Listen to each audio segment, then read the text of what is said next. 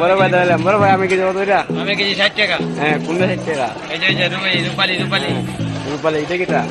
এটা লাগা হিমসাগর। হিমসাগর কিনা কত করে বেতন কত? বেশি আমরা 50 টাকা বেশি 60 টাকা। কত তোরা 50 টাকা কিনে বেশি 60 টাকা বেশি। গাড়ি ভাড়া নাই? না। প্রিয় দর্শক, হ্যাঁ এই জায়গায় থাকবেন, ভালো থাকবেন।